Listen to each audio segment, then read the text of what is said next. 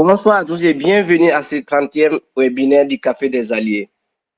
Nous allons d'abord nous excuser pour ce grand retard parce que dans les normes, nous devrions débuter ça à 16 heures. Voilà, un retard indépendamment de notre volonté. Pour ce numéro, nous avons le plaisir d'accueillir M. Justin Ouedraogo, Business Developer au sein du cabinet Fidali. Il interviendra sur le thème Community Management et stratégie digitale. Avec M. Ouedraogo, nous allons explorer plusieurs aspects liés à ce métier qui est le community management ainsi que les stratégies pour une communication digitale efficace. Avant d'entrer dans le vif du sujet, permettez-moi de me présenter. Je suis Jonathan Alidou Ouedraogo, communicant de formation et assistant en communication au sein du cabinet Fidali. Je serai le modérateur de ce webinaire. Avant tout propos, Fidali Burkina est un cabinet d'expertise comptable opérant au Burkina Faso, offrant un gamme varié de services dans les domaines suivants: audit, assistance, formation, conseil, études et recrutement. Pour ce webinaire, notre échange se déroulera en deux phases. Une première phase où M. Ouedraogo présentera son exposé sur le sujet, sur le thème du jour. Et en second point, consacrera aux questions et échanges avec les participants. Avant de donner la parole à notre invité, nous vous prions de mettre vos micros en sourdine afin d'assurer un bon déroulement du webinaire. Si vous souhaitez intervenir, merci de lever votre main afin que nous puissions vous donner la parole dans l'ordre. Monsieur Ouedraogo, si vous êtes là, à vous la parole. Merci beaucoup, Monsieur Ouedraogo, et merci beaucoup à tous et à toutes. Merci de vous connecter pour ce 30e webinaire. Et je suis vraiment heureux de pouvoir partager ce moment avec vous. Et également, il faut reconnaître que nous avons commencé ces webinaires depuis il y a maintenant 30 semaines en faisant un webinaire chaque semaine. Nous avons juste connu une pause de 2 semaines et 2 semaines au début du mois de janvier 2025. C'était une pause amplement méritée. Et on pense que nous allons le continuer avec les cafés des alliés jusqu'à la fin de l'année. Maintenant, je vais partager mon écran et je vais demander à M. Ouedraogo de vérifier si il voit très bien mon écran. Dieu merci. Merci beaucoup encore. Bienvenue à ce webinaire qui porte sur le thème Community Management et stratégie digitale. C'est un webinaire, donc on va un peu aller très rapidement, sinon on n'aura pas le temps d'explorer tous les aspects. Donc, lors de ce webinaire, nous allons explorer 6 points qui portent sur... En première partie, nous allons faire une présentation du community management. Ensuite, nous allons passer au deuxième point qui est la présentation d'une stratégie et positionnement de marque. Ensuite, nous allons passer à la création et gestion de contenu engageant. Ensuite, nous allons passer au point sur la gestion et animation des communautés, puis passer au point suivant qui est porte sur la publicité et acquisition de trafic et terminer par outils et analyse de performance. Donc, déjà, pourquoi le community management existe? C'est un nouveau métier qui a encore beaucoup d'avenir devant lui, parce que si on regarde actuellement...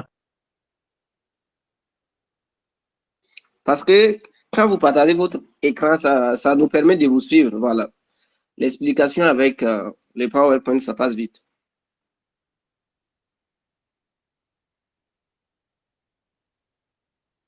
C'est bon, vous voyez maintenant mon écran? Oui, c'est visible.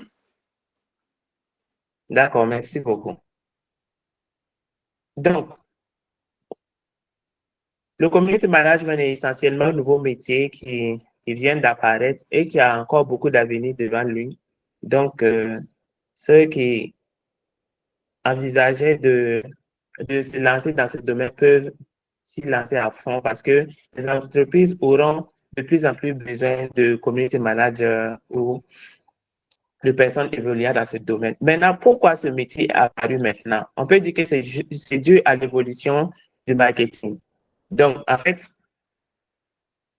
à la base, le marketing, depuis son apparition jusqu'à maintenant, a connu 3 grandes évolutions. Il y a certaines personnes qui essaient de passer le marketing à sa 4e phase, mais la littérature ne s'entend pas encore là-dessus. Donc, jusqu'à présent, on est toujours dans la 3e phase.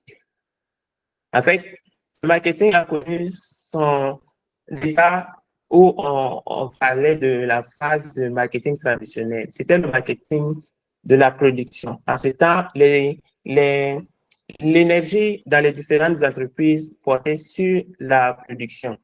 Donc, il suffisait juste de produire, on allait trouver des acheteurs parce qu'il n'y avait pas assez d'usines, il n'y avait pas de techniques de production avancées. Donc, ce que les entreprises et les producteurs produisaient n'était pas encore assez suffisant. Donc, pour vous donner un exemple, en fait, entre 1908 et 1927, le constructeur automobile Henry Ford a vendu plus de 15 millions de voitures Ford T, mais ce véhicule Ford T n'était disponible qu'en un seul modèle et en une seule couleur qui était le noir. Mais ils ont réussi quand même à vendre 15 millions de véhicules. Mais il va de soi que comme la technologie n'appartient à personne et avec l'évolution industrielle, on ne pouvait pas continuer ainsi. C'est pour ça que vers la fin de la Première Guerre mondiale, on a connu maintenant le marketing moderne. Le marketing moderne, pourquoi? Parce qu'il y a eu la révolution industrielle, les technologies ont un peu avancé et maintenant on est passé à une autre phase puisqu'il y avait assez de personnes qui pouvaient produire. Donc les clients ont commencé à avoir le choix. Donc on n'était plus dans une optique de juste produire, produire, produire et vendre. Maintenant, on produisait ce qu'on arrivait à vendre. Donc, les producteurs faisaient un peu attention et tout ça. Mais même cette phase n'a pas connu beaucoup de temps, puisque, en fait, actuellement, on peut considérer que tous les besoins primaires de tous les individus sont quand même, bon, en tout cas dans les pays un peu développés, les besoins primaires ont été satisfaits ou jusqu'à 90-95%. Donc, même le marketing moderne est un peu dépassé. Donc, il fallait maintenant se concentrer sur les besoins, les envies et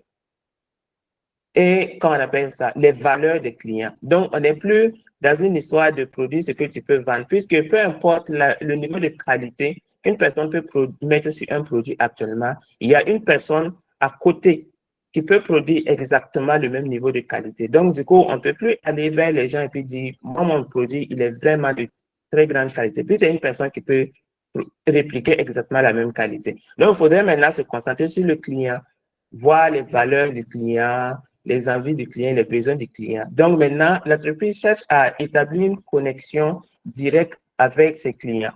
Donc, nous sommes passés maintenant dans le marketing relationnel. Et dans le marketing relationnel, il faut être à côté du client. Et comment une entreprise peut être à côté des clients, c'est à travers, comment on appelle ça, des stratégies marketing encore plus ciblées, plus directes, plus personnalisées. Et c'est dans ce sens-ci que le community management également est apparu parce que les clients sont sur les réseaux sociaux. Et quoi de mieux d'être auprès des clients que si l'entreprise elle-même passe sur les réseaux sociaux. Donc, c'est ce qui pourrait justifier l'apparition d'un métier qui s'appelle le community management. Maintenant, le community manager, c'est un professionnel qui est chargé de gérer et d'animer et de développer la présence en ligne d'une entreprise. OK. Donc, ça, c'est le community manager.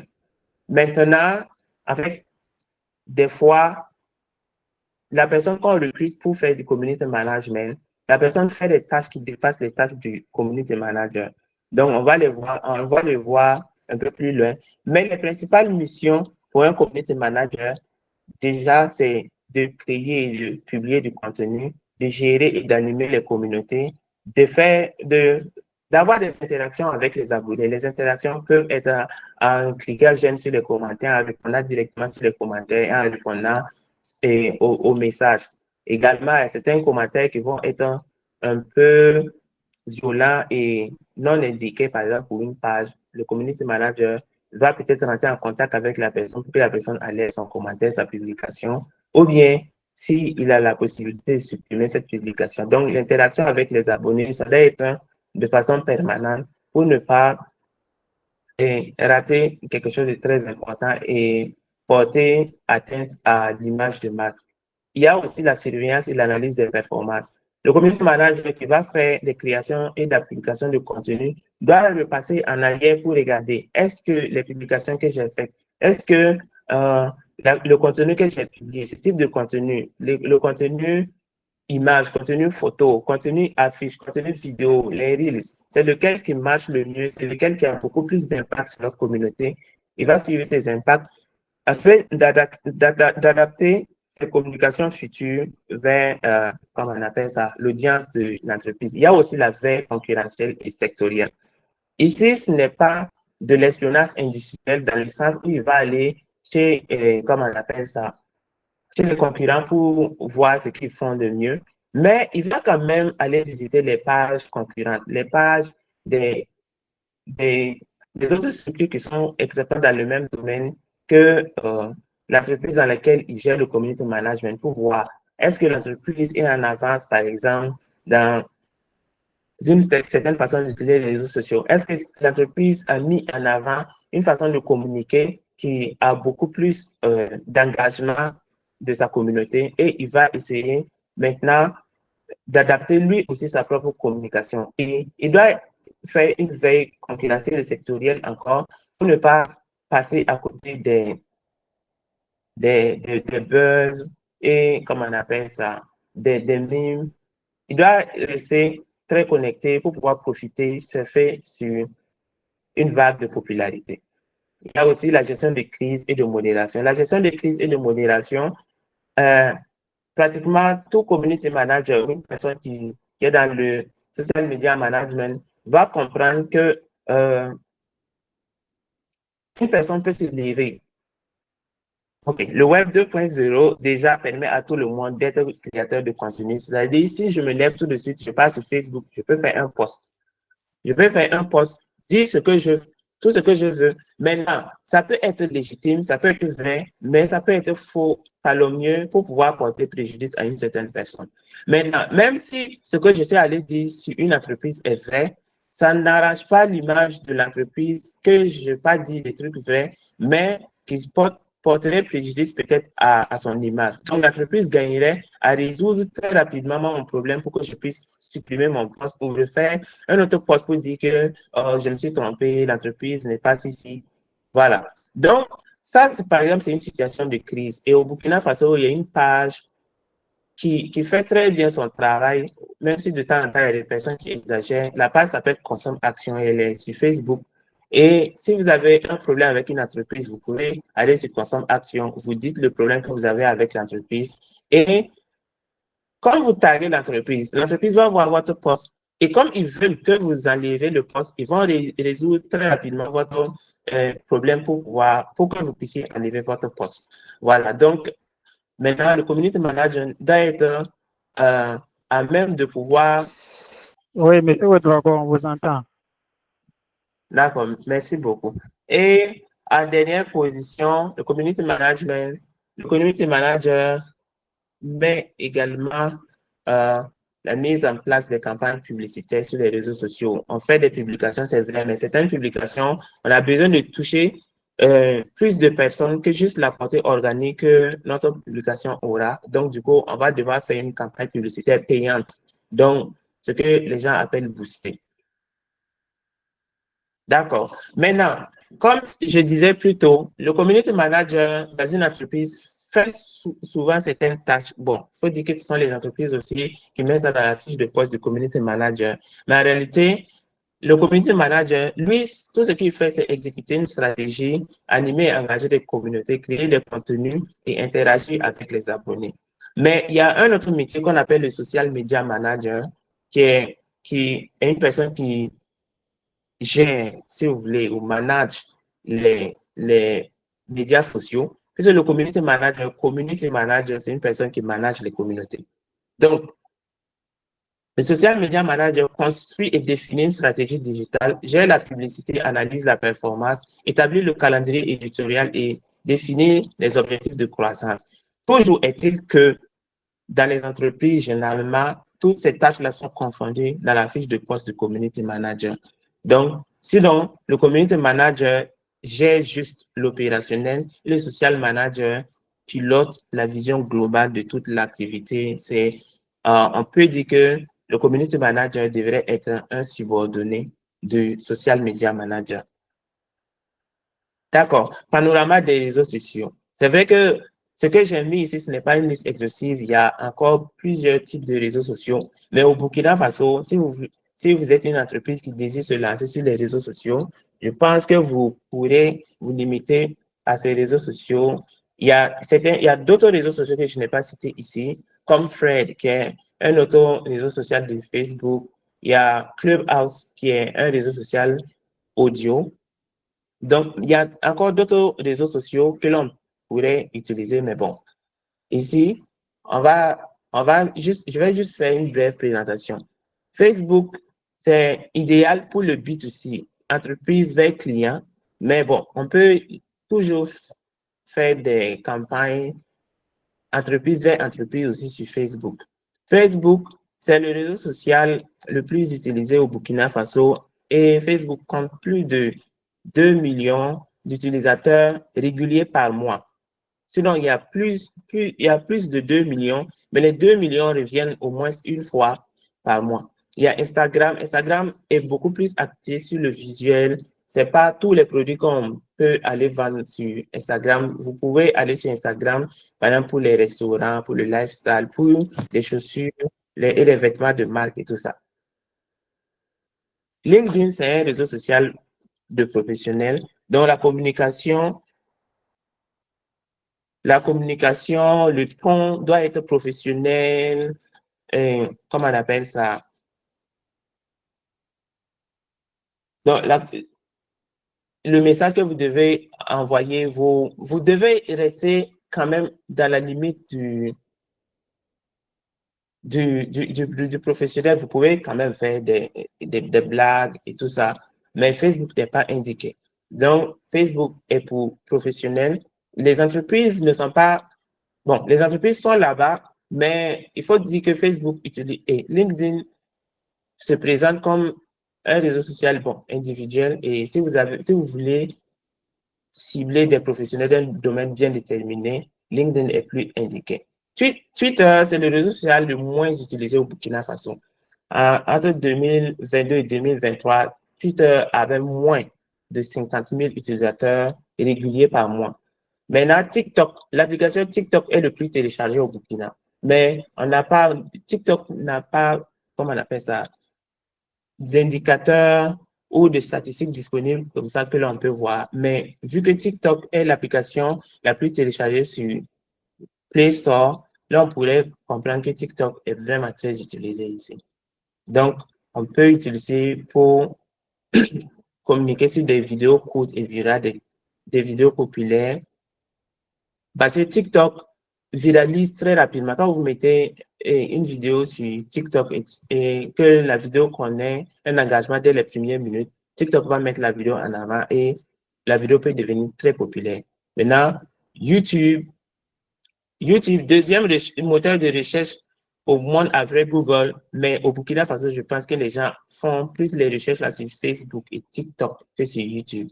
Quand ils ont besoin, généralement, je me retrouve un jour si j'ai besoin d'acheter quelque chose, je préfère ouvrir Facebook, taper ce que je vais acheter que d'aller sur Google et puis acheter. Parce que je pense que sur Facebook, la recherche sera encore plus limitée à la ville de Ouaga pour moi. Donc, depuis maintenant, la création des réseaux sociaux, le digital a connu des évolutions et ça n'a pas arrêté de changer. Et un community manager doit rester, comme on appelle ça, informé des différentes tendances. Et nous avons remarqué plusieurs types de tendances. Et il y a 6-7 ans, je pense qu'il n'y avait pas les shorts, il n'y avait pas les reels. C'était sur Instagram, un truc propre à Instagram. Bon, ça a d'abord commencé sur Snapchat. Instagram l'a emprunté et ça continue. Donc maintenant, c'est devenu complètement un truc de Facebook, TikTok, même YouTube qui qui était plus sur des vidéos format long à maintenant une partie complètement short. Et quand tu te connectes sur YouTube, essentiellement sur portable, on te met directement au niveau des shorts parce que c'est beaucoup plus impactant et les gens aiment beaucoup plus que les vidéos longues. Donc, il y a l'intelligence artificielle. Donc, depuis l'apparition de ChatGPT, je pense en 2022, donc on peut plus ignorer ces intelligences artificielles. Donc, il y a aussi la prédominance des contenus authentiques.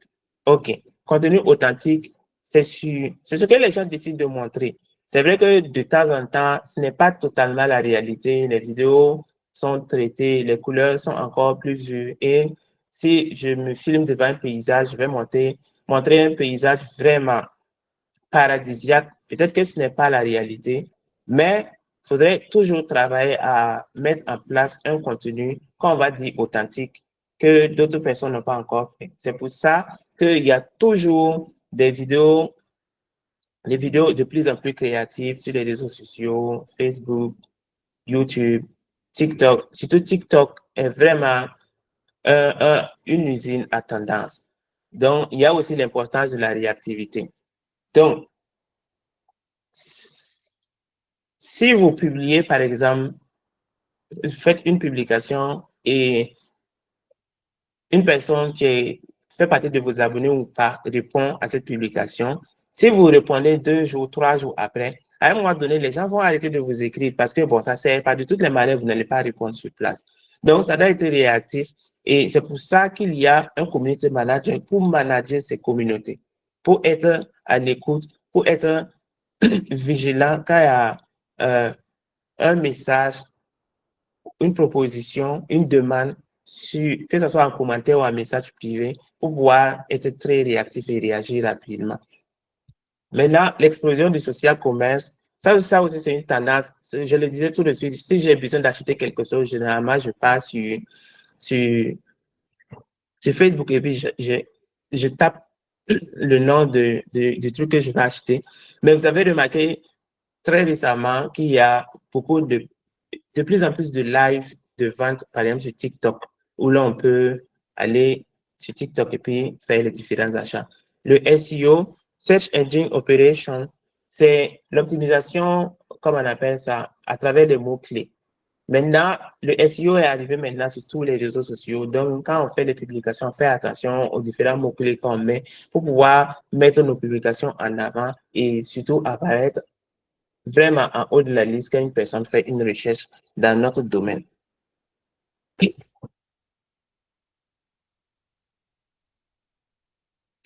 D'accord. Maintenant, on va aller sur comprendre l'image de marque et le personal branding. L'image de marque correspond à la perception qu'ont les internautes d'une entreprise ou d'un individu. Et le personal branding permet de construire une identité forte en ligne pour se démarquer. En marketing, on a 2 termes différents. On a le positionnement et on a l'image. Le positionnement, c'est quand une entreprise veut faire une communication, l'entreprise va se positionner sur le terrain qu'il veut. L'entreprise peut dire, moi, je veux apparaître aux yeux des gens qui vont voir la publicité comme une marque tendance, une marque qui est dirigée vers les jeunes. Donc, il va faire sa publication, il va faire son message, et comment on appelle ça, son contenu, en voulant mettre en avant le fait qu'il soit une marque tendance, une marque qui est tournée vers les jeunes. Maintenant, ça, c'est le positionnement. L'entreprise est à l'intérieur, il a réfléchi comme ça, c'est ce qu'il veut. Donc, il va mettre ça en place, il va libérer et il va publier sa publicité, son contenu sur les réseaux sociaux. Maintenant, l'image perçue, c'est ce que les gens, après avoir regardé le contenu, après avoir regardé la publicité, après avoir lu l'affiche ou lu la publication, maintenant, l'image perçue, c'est ce que les gens vont retenir. Maintenant, des fois, le positionnement et l'image perçue ne concordent pas. Donc, ce n'est pas normal. Si vous êtes chez vous, que vous voulez être une marque tendance, normalement, quand vous allez faire la publication que les gens vont voir, normalement, ils doivent vous voir comme une marque tendance. Maintenant, ce n'est pas systématique.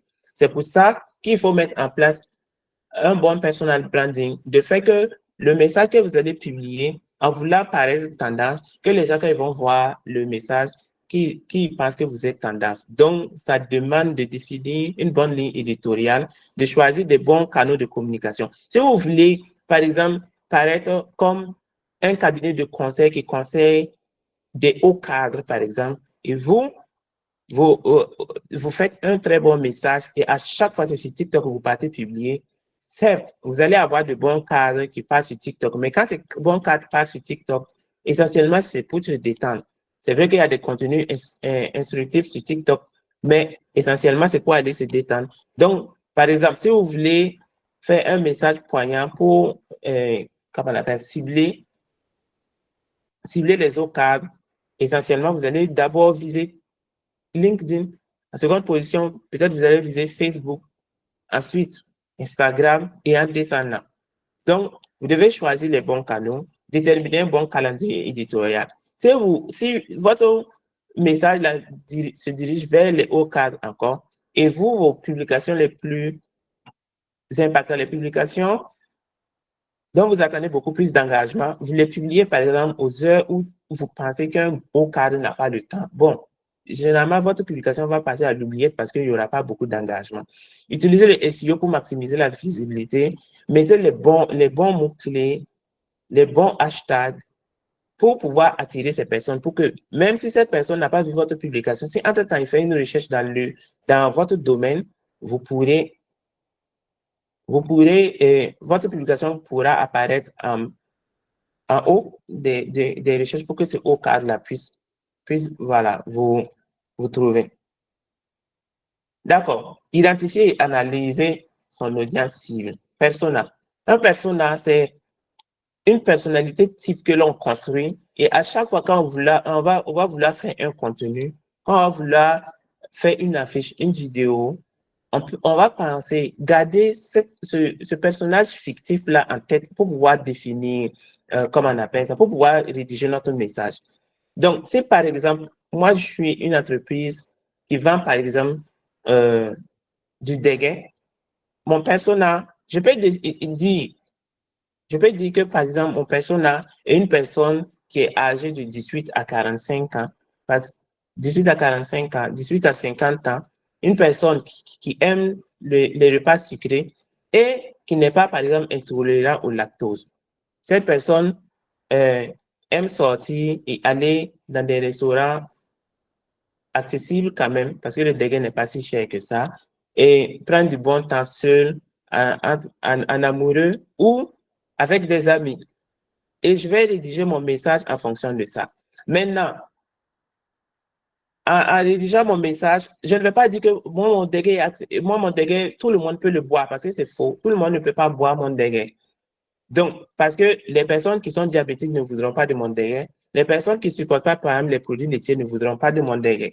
Donc, il faudrait que en voulant rédiger mon message, je puisse savoir vers qui diriger mon message pour que le message là ait l'impact que je veux que le message là ait.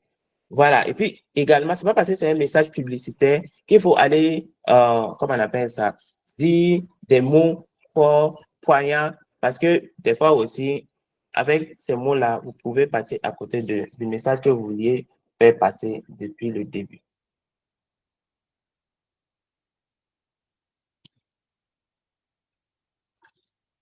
D'accord. Donc,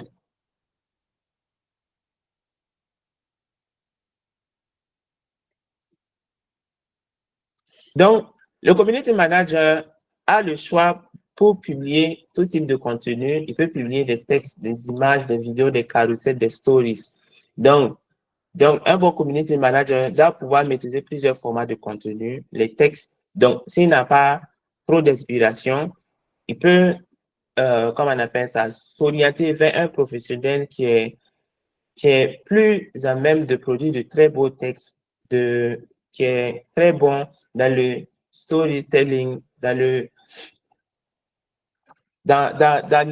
l'écriture de textes vraiment très impactants. Maintenant, actuellement, avec l'apparition des intelligences artificielles, on pourrait peut-être se faire aider par ChatGPT, quitte à ne pas copier exactement ce que ChatGPT pour aller coller sur ces différents réseaux sociaux, parce que ça va limiter également la portée. les intelligences artificielles, quand ils produisent un texte, ils mettent une signature numérique là-bas. Et comme les réseaux sociaux tentent et veulent mettre en avant des contenus originaux et ouais, ils vont ralentir, comme on appelle ça, la portée de votre message. Donc, des images, il faut comprendre que sur les réseaux sociaux, juste la publication d'une simple photo peut avoir un grand impact. Maintenant, l'image aussi peut être une affiche. Les vidéos. Donc, les vidéos peuvent être une vidéo filmée, tout simplement, une vidéo montée, une vidéo publicitaire. Ça peut être également un live. Et, par exemple, ce webinaire sera enregistré, sera publié sur YouTube, par exemple. Il y a également les carousels. Les carousels fonctionnent très, très, très, très bien sur des réseaux sociaux comme Instagram et LinkedIn. Par exemple, les carousels ne sont pas indiqués pour tous les réseaux sociaux, mais le carrousel sur LinkedIn fonctionne super bien. Il y a aussi les stories. Les stories sont les petites vidéos courtes que l'on peut retrouver sur Facebook, Instagram, LinkedIn, donc TikTok. Ces vidéos aussi ont un impact énorme et généralement les réseaux sociaux les mettent beaucoup en avant. Il y a également le storytelling. Le storytelling, il y a des personnes, quand ils font un post, tu vas rester jusqu'à la fin, puisque au fur et à mesure qu'il fait le post, il va te raconter une histoire. Par exemple, un restaurant qui commence une publication en montrant par exemple une marmite et il dit, ça fait 20 ans que nous cuisinons nos plats avec cette marmite. Cette marmite regorge d'histoire et il commence à raconter l'histoire depuis le début de la création du restaurant et ce que la marmite a traversé. Ce n'est pas seulement sur la marmite, il va raconter des histoires sur le chef, des histoires sur le patron, les employés. Il va peut-être dire comment ils ont évolué, comment ils ont augmenté la qualité de leurs ingrédients, comment ils ont mis ceci en place, pour arriver à la fin. Il a commencé avec l'histoire de la marmite, mais à la fin, il va vous raconter une histoire qui prouve que, par exemple, leurs produits sont des produits de très bonne qualité, que les clients aiment et en redemandent. Voilà. Donc, maintenant, tout le monde n'est pas storyteller. Vous n'êtes pas obligé de savoir raconter une histoire. C'est pour ça qu'il y a des professionnels qui savent faire ça. Si vous savez que vous ne pouvez pas, vous pouvez aller voir un professionnel. Ou, comme ce que j'ai dit, vous pouvez vous tourner vers l'intelligence artificielle pour pouvoir vous aider à avoir des pistes pour écrire, mais pas demander à l'intelligence artificielle d'écrire toute l'histoire parce que ça aura l'air un peu trop robotique et pas naturel. Voilà, donc il faut utiliser une structure narrative, mettre en avant des expériences personnelles ou des témoignages et également le ton. Le ton, c'est très important. Vers qui le personnage de votre structure, vers qui ça est dirigé ce storytelling. Donc, vous allez utiliser un ton humoristique, inspirationnel, éducationnel ou un ton formel. Voilà, en fonction de votre public cible. Donc, le copywriting persuasif repose sur des titres accrocheurs, des appels à l'action clairs, engageants, l'optimisation du SEO, des mots-clés et structuration. Donc, c'est-à-dire que le copywriting, si vous êtes en train de... Je reviens encore sur mon exemple de Deguet. Donc, si la personne veut faire du copywriting sur le Deguet, il peut, par exemple, dire, pour faire du Deguet, juste avoir du mil et du lait ne suffisent pas. Et puis, ça, c'est un titre accrocheur. On veut savoir pourquoi ça ne suffit pas. Donc, il va aller en sous-point, il va dire, il faut du bon mil et, comment on appelle ça, un lait qui est propre à la consommation et un très bon lait. Ce n'est pas un lait frélaté ou pour tous ces nutriments. Donc, il va raconter et aller à la fin et puis dire, si le fait d'avoir du bon lait qui a été fait avec du bon mil et avec du lait naturel produit chez nous, n'hésitez surtout pas à cliquer sur ce bouton pour commander. N'hésitez surtout pas à commander sur WhatsApp. N'hésitez pas à nous appeler. Nous livrons également et tout ça. Donc, vous allez commencer d'un message un peu généralisé pour conclure avec, comment on appelle ça, un appel à l'action.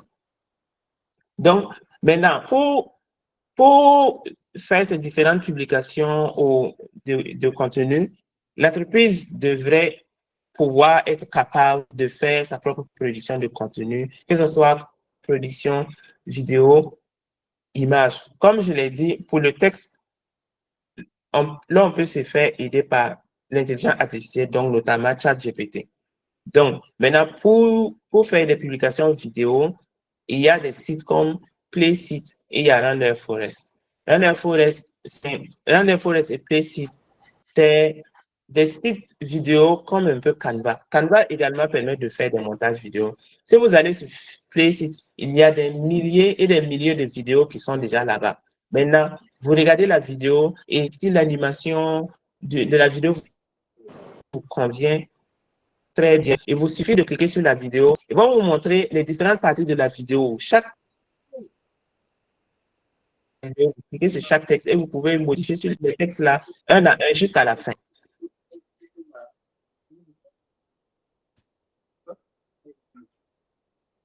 Et remplacer les différentes images et tous les éléments individuels qui sont dans la vidéo, vous pouvez les remplacer et après vous exporter et c'est une vidéo publicitaire bien faite, bien animée et tout ça. OK, la limite, c'est que vous aurez plus de chances de croiser une autre personne aussi qui a utilisé exactement la même vidéo pour faire une publication. Mais si votre utilisation des outils de production de vidéos sont très limitées, vous allez-y, utilisez Playsit, je pense qu'il n'y a pas de mal. Render Forest égal, c'est la même chose que Playsit. Sauf que, bon, il faut dire que Playsit est un peu gratuit, un peu payant. Render Forest est un peu gratuit, un peu payant. Render Forest, vous pouvez utiliser des milliers de vidéos gratuitement, mais ça va vous donner la vidéo finale avec le logo Render Forest là, très gros. Playsit également, c'est comme ça. Maintenant, si vous décidez, vous pouvez décider de payer. Maintenant, si vous êtes décidé de payer, si vous avez décidé de payer pour utiliser, Playsit est beaucoup moins cher par rapport à Render Forest. Playsit, je pense que c'est 12 $, moins de 13 $ par mois. Alors que Render Forest se situe à partir de 30 $ par mois. Donc, c'est vous qui voyez. Maintenant, Adobe Express permet aussi de faire des publications images. Adobe Express et Canva font pratiquement la même chose. Donc, que ce soit Adobe Express ou Canva, il n'y a pas de différence. Ce que vous pouvez faire sur Canva, vous pouvez le faire sur Adobe Express et vice-versa. Donc, ils sont partiellement gratuits et partiellement payants aussi. Je pense que Adobe Express est beaucoup plus gratuit que Canva. Canva, après avoir intégré l'intelligence artificielle, est devenu légèrement cher. Hein. Donc, pour la production de texte, vous pouvez utiliser ChatGPT, Gemini. Pour générer des images également, ChatGPT génère toujours. Maintenant, pour faire des vidéos, vous pouvez utiliser Playsit. Il y a également, si vous connaissez un peu de montage, vous pouvez utiliser CapCut. Mais je parle d'une personne qui ne connaît même pas le montage, peut venir ici, peut faire des vidéos publicitaires impactantes. Canva, les affiches sont déjà préfaites. Il vous suffit d'aller choisir le modèle qui vous plaît, puis vous remplacez tous les éléments, puis vous avez votre affiche. Comme j'ai dit par rapport aux vidéos, le même problème, c'est que vous finissez et vous avez de la chance de croiser, vous avez des chances de croiser une personne qui a utilisé le même template que vous. Mais si ça ne vous dérange pas, que vous n'avez pas de compétences dans le montage vidéo comme Premiere, Filmora, Photoshop, Illustrator, allez-y. Je pense qu'il n'y a pas de limite. Hein.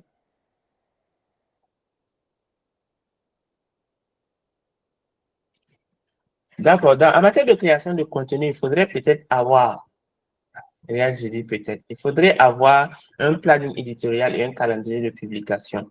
Sinon, si vous allez faire vos contenus et publier à vue, ça va être vraiment très compliqué et ça va être insoutenable déjà pour le community manager et vous n'allez pas pouvoir mesurer l'impact de votre activité. Déjà, vous serez très moins performant.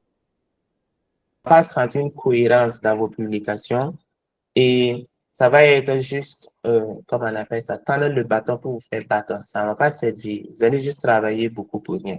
Donc, il faudrait définir un calendrier éditorial avec des thèmes et des formats variés. Des thèmes et des formats variés, pourquoi? Parce que les formats variés, vous allez atteindre les formats texte, format image, affiche, vidéo et les reels, par exemple, sur les réseaux sociaux,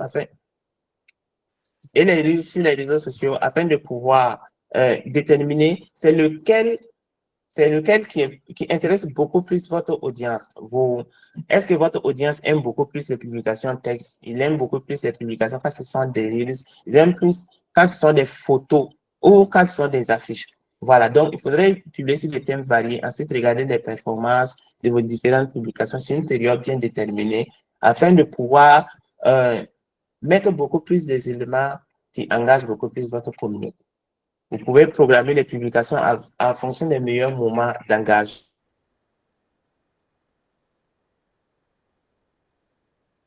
Les meilleurs moments d'engagement, comme je le disais plus haut, vous pouvez prioriser plusieurs types de formats, mais également publier à des différents moments de la journée. Voilà, c'est pas parce que vous avez des affiches, des vidéos et tout ça que vous allez dire chaque jour à 8 heures je publie. Parce que vous devez faire une publication par jour, donc vous publiez chaque jour à 8 heures. Non, à la base, au début, vous publiez à 8 heures, vous publiez à 9 heures, vous changez, vous publiez à 10 heures, 12 heures, 14 heures, 15 heures, 17 heures, 18 heures, pour voir c'est à quel moment, quand vous publiez dans la journée, ces publications sont beaucoup plus vues, les gens commandent, les gens partagent, les gens cliquent sur j'aime. Et vous allez vous rendre compte qu'il y aura une période qui va se répéter où à chaque fois que vous publiez dans cette période-là, l'engagement est beaucoup plus élevé. Donc, quand vous allez vouloir faire un post, juste pour faire un post, vous pouvez publier dans l'autre période et réserver ces moments d'engagement-là pour des posts à impact. Voilà. Donc, utilisez des outils comme Business Suite, Buffer, Hootsuite pour planifier et analyser vos performances. OK. Avant, il y avait seulement tous les réseaux sociaux ne permettaient pas la planification. Donc, il y avait des logiciels comme il y a Buffer, Hootsuite, Agora Pulse, Sendingblue qui s'étaient lancés. Et on pouvait aller là-bas, on fait un seul post, on coche tous les réseaux sociaux sur lesquels on veut faire publier et la publication se faisait en même temps. Mais bon, il faut dire que ces derniers temps, les réseaux sociaux ont repris le pouvoir. C'est vrai qu'on peut toujours utiliser Buffer, Hootsuite, Agora, Sendingblue, mais déjà, on peut faire pratiquement tout ce qu'on veut publier, programmer sur Meta Business Suite. Donc, bon, vous voyez, actuellement, maintenant, pratiquement tous les community managers, ils utilisent juste les outils analytics des réseaux sociaux. Et également, ce n'est pas vraiment conseillé de passer son temps à programmer les posts parce que la portée la diminue également. Donc, quand vous allez faire vos publications, vous allez créer votre page, il y a également des techniques pour gérer, animer les communautés. Donc, il faudrait déjà mettre en place des techniques pour engager, fidéliser les audiences. Donc, là, on peut de temps en temps faire des sondages, faire des concours, faire des jeux interactifs. S'il y a des concours et des jeux interactifs, ça montre que les gens peuvent revenir de temps en temps sur votre page juste pour vérifier, voir est-ce qu'il y a un concours, est-ce qu'il y a un jeu. Et ils vont s'abonner juste pour pouvoir participer, par exemple, au concours. Les structures ne peuvent pas le faire parce qu'il y a certaines personnes qui, bon, ce n'est pas adapté à toutes les entreprises, mais vous pouvez le faire comme vous pouvez. Il y a l'importance du storytelling également pour capter l'attention. Il faut avoir des textes, de très beaux textes, et les gens vont venir de temps en temps pour lire et même s'abonner pour ça. Et stratégie de publication, ce que je le disais récemment, pour publier aux bonnes heures et, comme on appelle ça, ne pas publier également tout le temps. C'est pas parce que vous avez beaucoup d'éléments à publier que vous allez publier chaque 30 minutes, chaque heure, parce que vos publications vont se cannibaliser et vous n'allez plus atteindre l'objectif. Il y aura beaucoup trop d'informations pour votre public et l'objectif que vous recherchez à la base là, ne sera pas atteint. OK.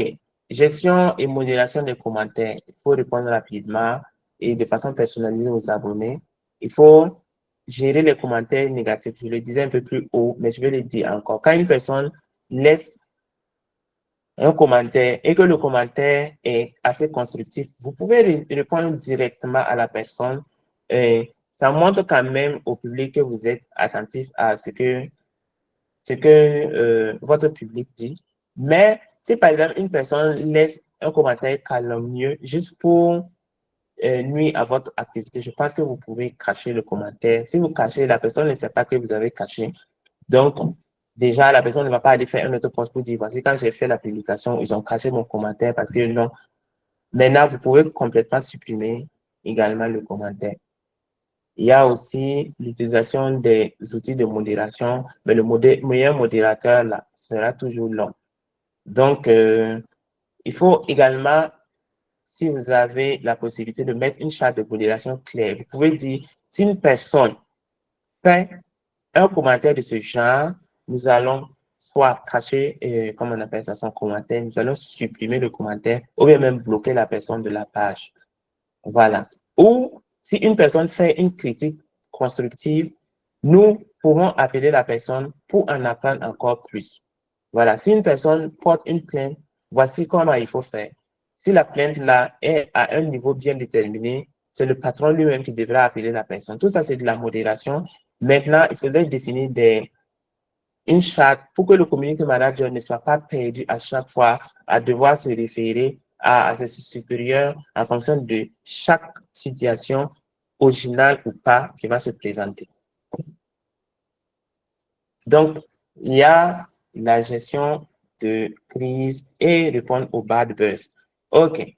Une crise, c'est quoi? Si moi, j'ai une entreprise et une personne part faire un long post d'une vingtaine ou trentaine de lignes, par exemple, pour raconter une mauvaise aventure qu'elle a eue avec mon entreprise, évidemment, ça m'arrangerait déjà que la personne n'ait pas fait la publication, mais la personne a déjà fait la publication.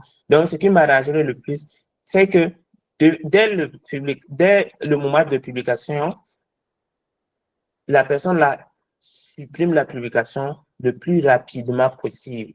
Ou bien, le plus rapidement possible, la personne a fait une autre publication pour dire que c'est réglé. Voilà, donc, c'est-à-dire que ce n'est pas parce qu'une personne a fait une publication que je vais aller refaire une autre publication et dire non, cette personne-là, non, non, c'est très important.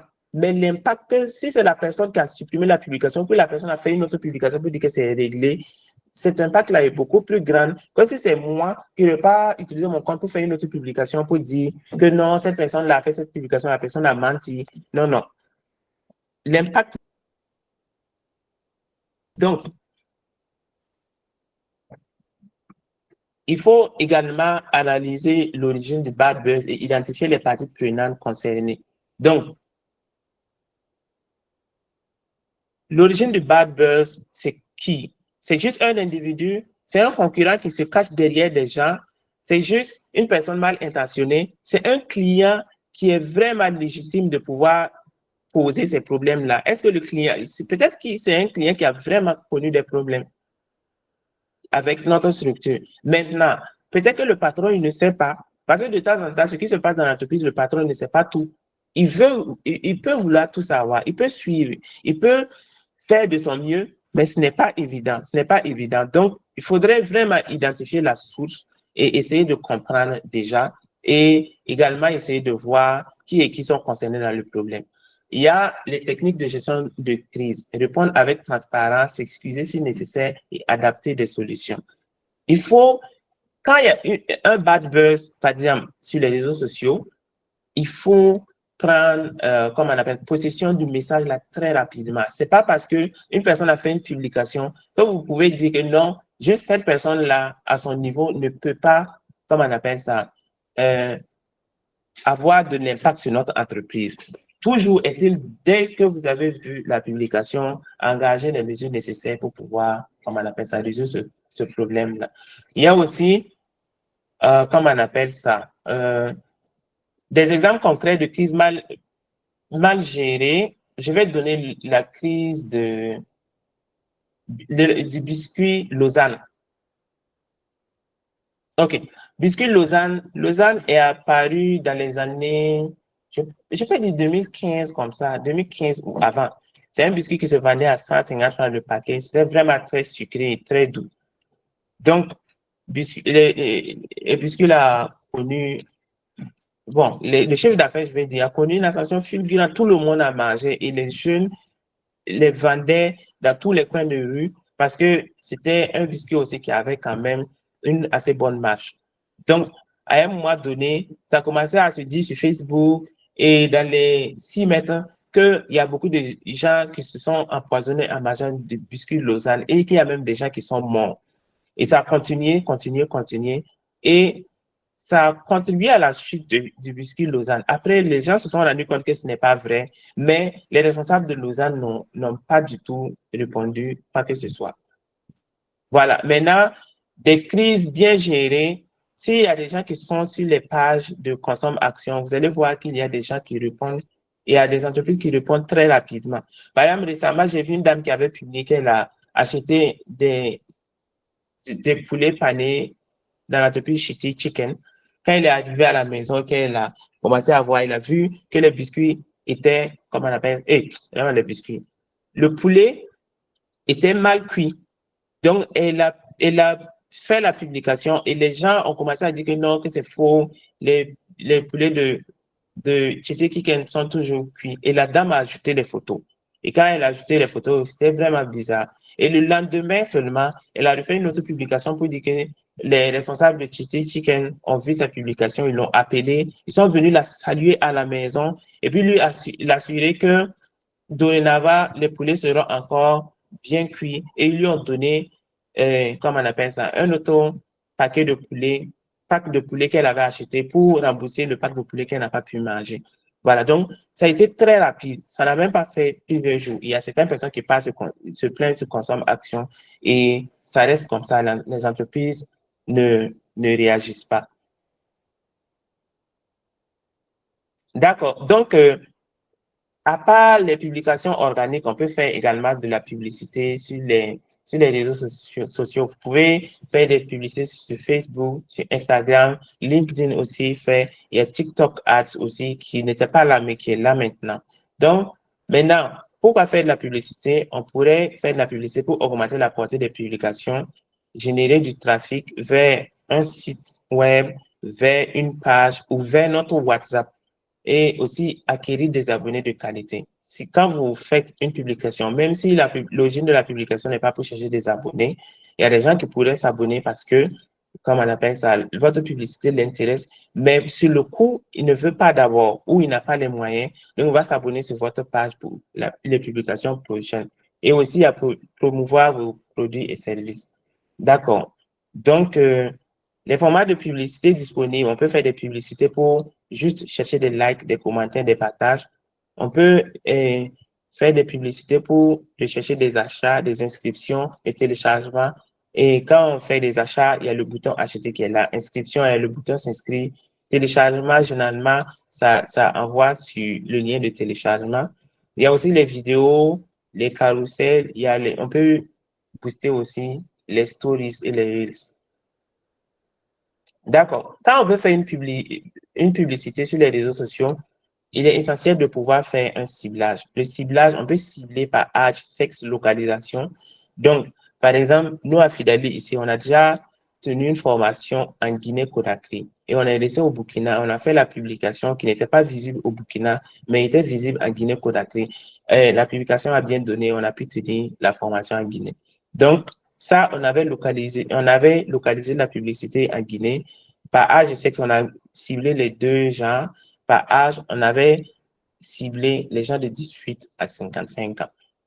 Donc, il y a le ciblage par centre d'intérêt également. Donc, on peut cibler des gens. Par exemple, nous, à Fidalis, si on veut faire un ciblage par centre d'intérêt, on va plutôt cibler les personnes qui sont intéressées par la finance, la comptabilité, l'audit.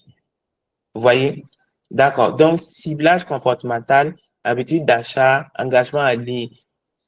Maintenant, il y a le ciblage personnalisé aussi. On peut, comme on appelle ça, cibler les gens qui sont abonnés à notre page, ou on peut cibler les gens qui se comportent comme les gens qui sont abonnés à notre page. On peut faire ça aussi. Donc, pour optimiser les campagnes publicitaires, il faudrait choisir le bon objectif publicitaire, tester plusieurs façons. Facebook a même mis un type de publicité qui est le A/B, c'est-à-dire vous lancez les deux campagnes publicitaires et à la fin, vous conservez celui qui marche le mieux. D'accord. Donc, il faut aussi ajuster la campagne publicitaire en fonction du budget alloué. Il ne faut pas juste faire une campagne publicitaire pour faire. Et sur Facebook, tout le monde sait qu'une campagne de moins de 4 jours n'a pas une bonne portée qu'une campagne qui fait plus de 4 jours.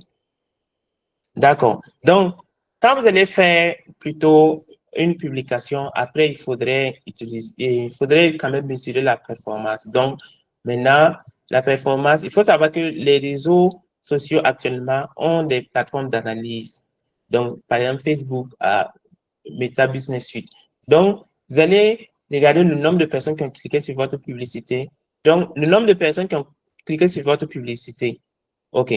Donc, le budget que vous avez mis dans la publicité divisé par le nombre de personnes qui ont cliqué sur votre publicité égale le coût moyen d'un clic sur une publicité.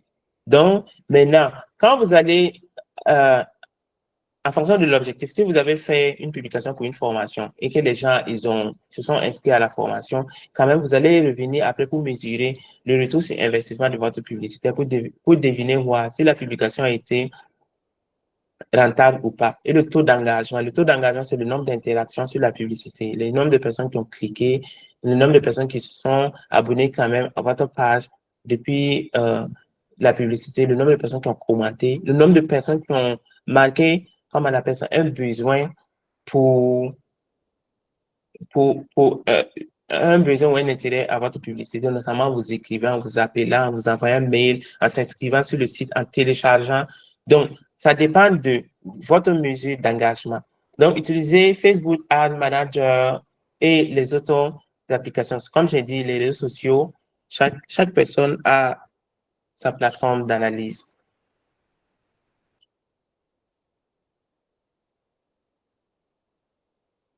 OK. Donc, un bon community manager sait communiquer, combiner croissance naturelle, la croissance organique et croissance payante. La croissance organique, c'est quand on fait une publication, on n'a pas boosté la publication.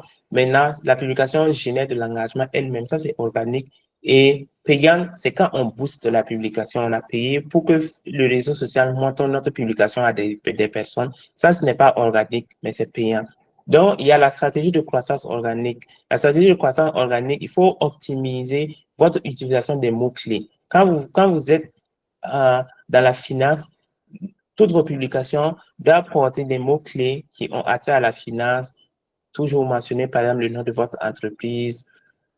Et à chaque fois, quand une personne va faire une recherche dans le domaine de votre entreprise, les résultats de votre structure vont apparaître en première position. Il y a aussi une stratégie de contenu engagé interactif, collaboration avec des influenceurs et les ambassadeurs. Ça, on appelle ça le marketing d'influence. C'est vrai que les influenceurs, surtout dans nos pays, n'ont pas bonne presse, mais il faut reconnaître qu'ils sont, suivis par des dizaines, des centaines de milliers de personnes et leurs publications ont de l'impact. Qu'on le veuille ou pas, on peut ne pas les porter dans notre cœur, mais ça ne veut pas dire qu'ils ne sont pas efficaces. Ça ne veut pas dire que collaborer avec des influenceurs ne vont pas, comment on appelle ça, ne vont pas donner de l'impact à notre activité, à notre publication. Quoique, quand on veut faire une publication, il faut utiliser un influenceur qui pourrait embrasser les valeurs de notre entreprise ou qui pourrait remplacer et représenter les valeurs de notre entreprise. Si je suis une entreprise qui est dans la finance, par exemple, je vais plus me diriger vers un influenceur qui est dans les produits financiers, qui fait peut-être du trading, qui fait des publications sur la compta, les publications sur la banque, qu'une personne, par exemple, qui trade. Par contre, si je veux vendre des produits de beauté ou des bayas, par exemple, une personne qui trade va mieux vendre mes bayas qu'une personne qui fait des publications sur la comptabilité ou la finance. Vous voyez, il faut utiliser toujours l'influenceur adapté à, comment on appelle ça, à nos valeurs et à nos objectifs, à notre positionnement, à notre stratégie de branding. Donc, pour les stratégies payantes, évidemment, il faut booster, il faut, comme on appelle ça, faire des campagnes de conversion pour attirer des prospects de qualité. Généralement, quand vous faites une publication payante, il y a des gens qui vont cliquer sur la publication, vous écrire en privé, parce qu'ils sont intéressés sur le champ et qu'ils ont les moyens. Mais il y a des gens qui sont intéressés sur le champ, mais n'ont pas les moyens. Donc, vous pouvez garder leur numéro après pour les recontacter, après pour pouvoir les reconduire.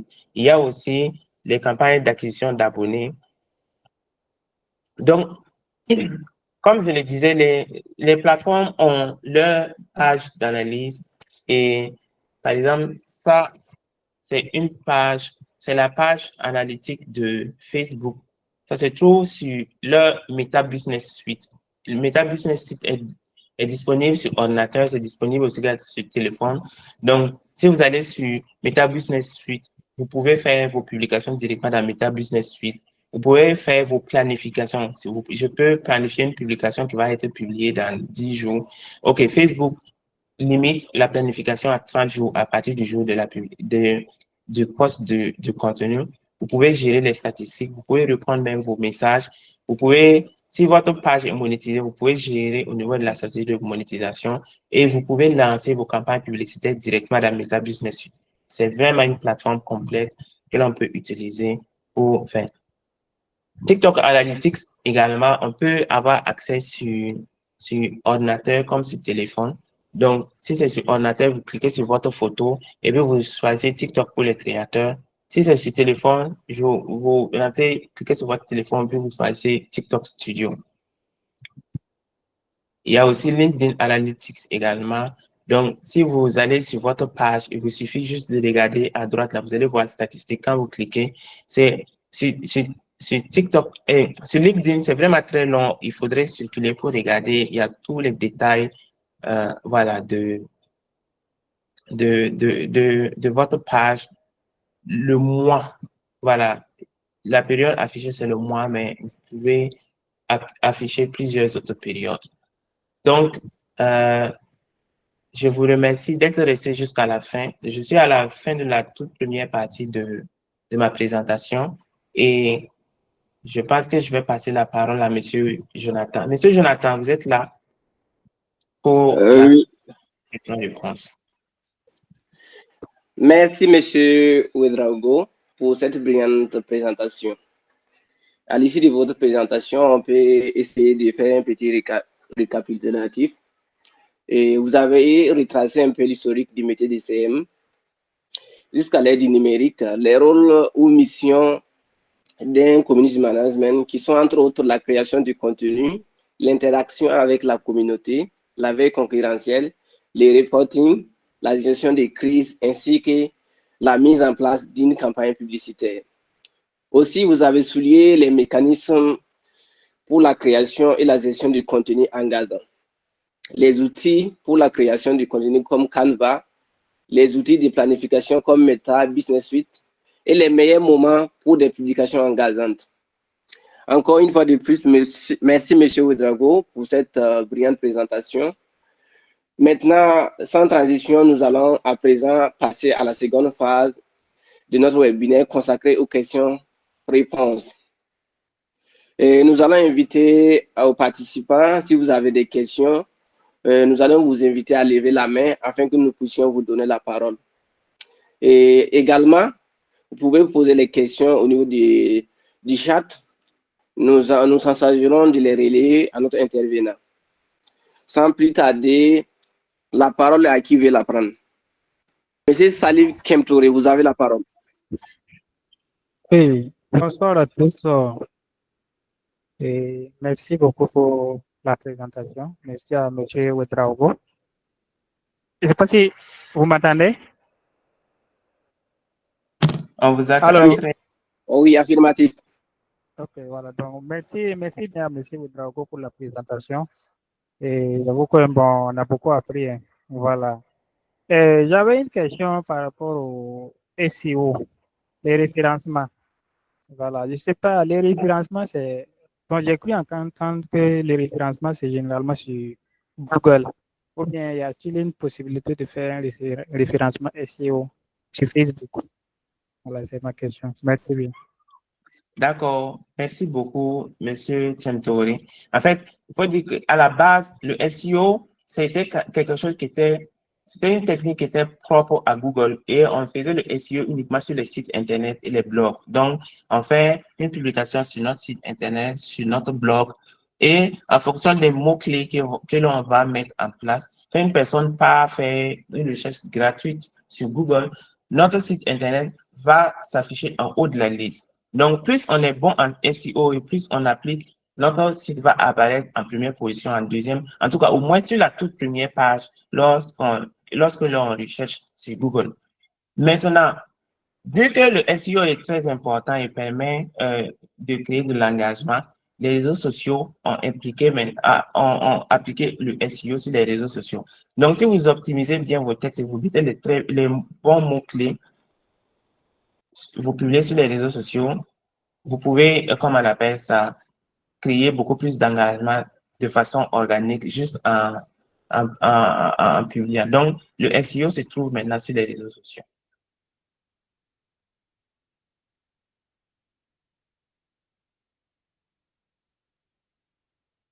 Monsieur Tchentori, je ne sais pas si j'ai répondu à votre question. Ah oui, oui. Voilà, c'est bon. Merci bien.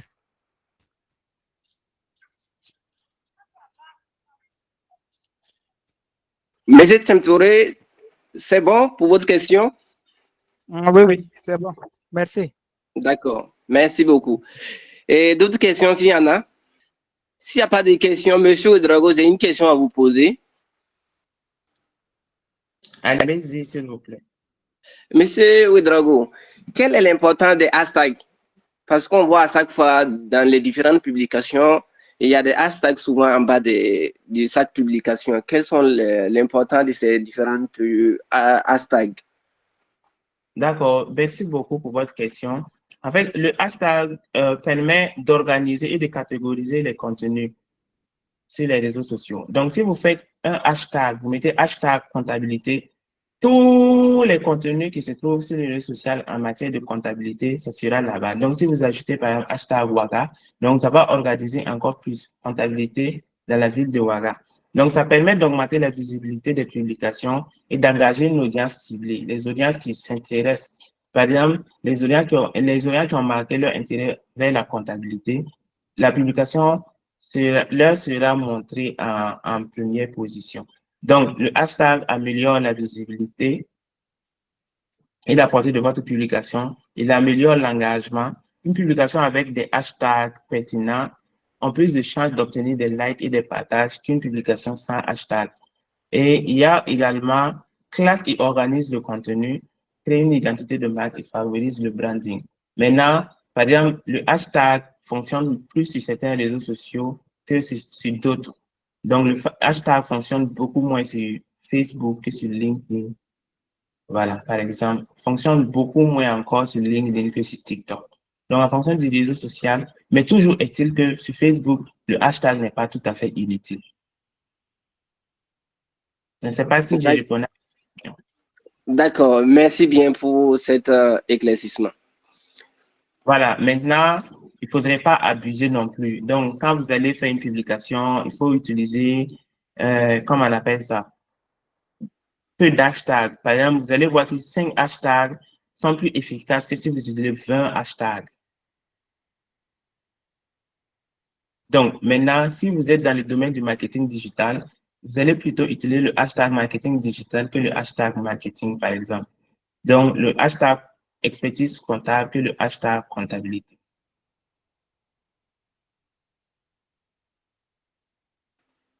D'accord, merci pour la réponse. Et Monsieur Nana, vous avez levé votre main? Madame Nana. Ok, Madame Nana, s'il vous plaît. Oui, j'ai levé ma main. Bonsoir à tout le monde. Bonsoir, Madame Nana. Merci pour cette brillante présentation. Moi, je n'ai pas une question en tant que telle, mais bon, j'ai suivi des noms des outils que j'ai entendus, mais pour quelqu'un qui ne sait pas ce que c'est, comment se familiariser avec tous ces outils pour pouvoir les utiliser et créer un bon contenu?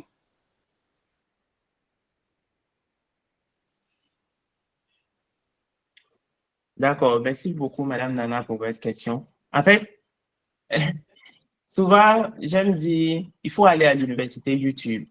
Maintenant, puisque comme les outils sont en train d'apparaître de plus en plus, on est submergé par le nombre d'outils actuellement et c'est très difficile de suivre le pas, de pouvoir les connaître tous.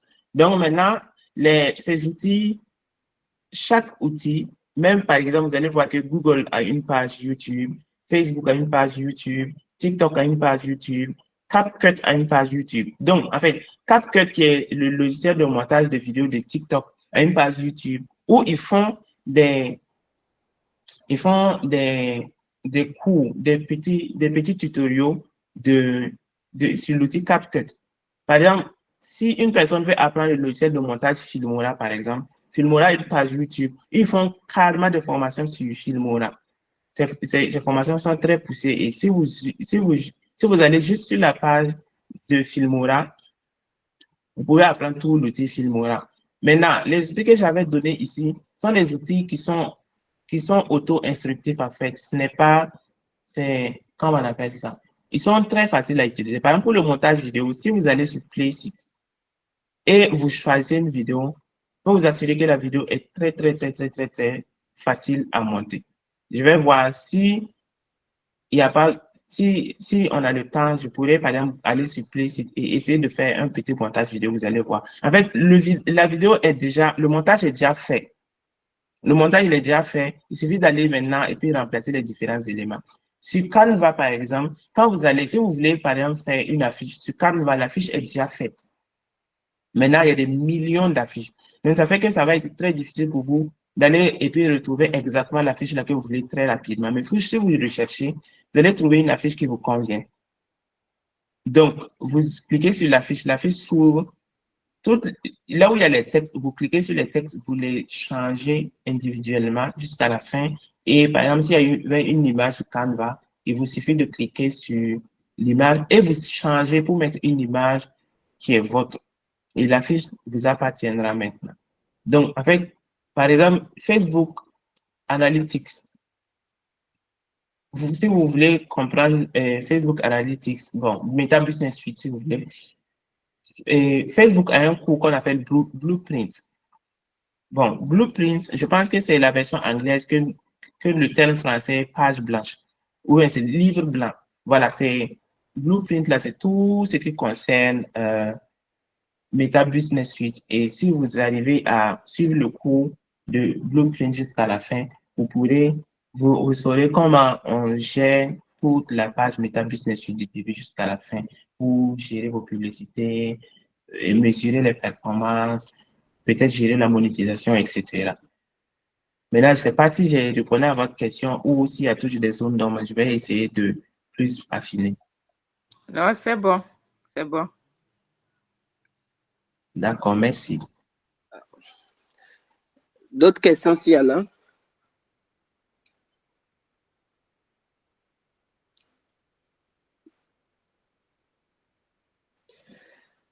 Les questions s'il y en a. Ou bien c'est bien compris? L'exposé de M. Ouedraogo a été clair, voilà. Donc, on n'a pas besoin de trop poser des questions, voilà. M. Ouedraogo, apparemment, il n'y a plus de questions. Hein. Oui, effectivement. Donc, pour ceux qui sont connectés actuellement et qui ont besoin d'apprendre encore, nous avions fait un webinaire sur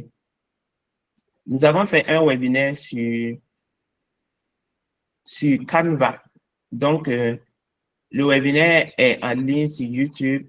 Je vais copier le lien pour venir coller ici pour que vous puissiez aller le suivre. Donc, Monsieur Ouedraogo? oui, allô, je suis Oui, là. apparemment, il y a une question au niveau du chat. Oui, Monsieur Cabré qui a posé la question à savoir, oui.